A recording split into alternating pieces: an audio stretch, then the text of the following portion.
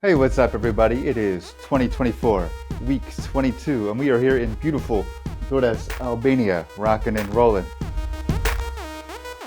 Just got back from a good run along the coast here. You can run about maybe a kilometer without stopping, so that's good. But they're redoing this whole port here. They're going to make it so maybe yachts can come in, but right now it's an industrial port. We're right here on the Adriatic Sea. And this week was about programming an app to translate into Lemko, which is an endangered language indigenous to today's Poland and Slovakia. And this week's words were the word for what. And in Lemko, that's što. And in Standard Ukrainian, it's što. So there's a difference there, and we're going to explore that difference. First thing I wanted to show you guys was Rieger's glossary entry for this word. Rieger wrote a Lemko to Polish glossary way back when, and it's really, really helpful. So here we get the entry right here. Here's the word for što, and this L here means it's the word used in the entire Lemko language zone, both in Poland and in Slovakia. Now, according to Rieger, we do have što, which is also the same form as Standard Ukrainian. And when he says LP3, what he means is the Lemko homeland in Poland in the east. That's what the 3 means here. So he says in the Sanok region.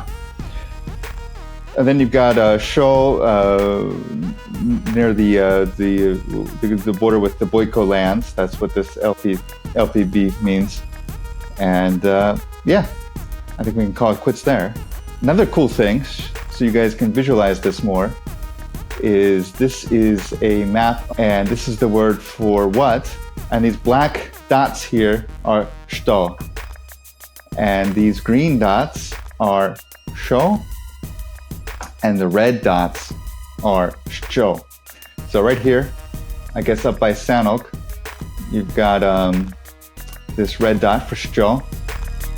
Way out here in Slovakia, you've also got što, so that's interesting. So the Lemko heartland it's going to be što. And then if you go further east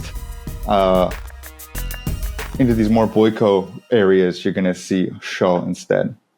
And look here in the Lushard area in Ukraine, Zakarpattia area, you're also going to see što. So that's interesting. And then the east here, it's going to be mainly što or sho. So that's what I wanted to show you guys. Just for your orientation, so here's Prešov, Bashu in Lemko, Bardiv, that's Bardeo in Slovak, that's what the place is called. Here's Humene, here's Krosno, and here's Przemysh. So just so you guys know where we are. And here's Košice. My name is Petro Orenich-Gleason. I'm from the United States, from the DC area. I'm Polish educated. I went to school at Jagiellonian University in Krakow, which is now in Poland, which is also the alma mater of Pope John Paul II and Copernicus, who discovered that the Earth went around the sun and not vice versa. After I graduated from college, I started working in the oil and gas industry in a big skyscraper in the DC area, translating from Russian into English. And then I owned a translation agency concentrating on into translations into English from Polish, Standard Ukrainian, and Moscow Russian into English, which is my native language, my first language. Whereas my heritage language is Lemko, which is the endangered language indigenous to Poland and Slovakia that we're revitalizing. Then also I was hired to work for the Google Translate team in Krakow, and this was in the winter of, I think, 2016, and they fed our translations into what was then, in its infancy, artificial intelligence.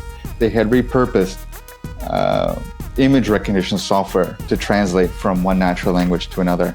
And they turned that thing on in the middle of winter, and wow, it was amazing. For the first time, machines could translate almost as good, if not better, than humans. One of the many things I do is develop this app to help revitalize endangered languages. And the question might be, why revitalize endangered languages? Isn't part of being a well-adjusted adult to simply speak the language of the place you're in and just go with that. You will grow, I guess, in a way by learning a new language, right? It'll help you grow personally and intellectually. However, if you shortchange your heritage language or your native language, it'll come at a cost.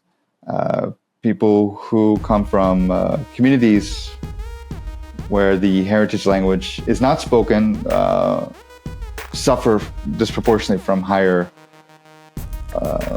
rates of disease, including metabolic disease, mental health disease. Assault rates go up as well.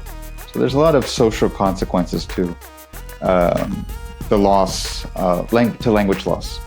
So probably if you're going to learn a new language, that's cool, do it, but also learn and keep up your heritage language for yourself and for your community. Right, so what is next week going to be? Next week we're going to be looking into the word for year.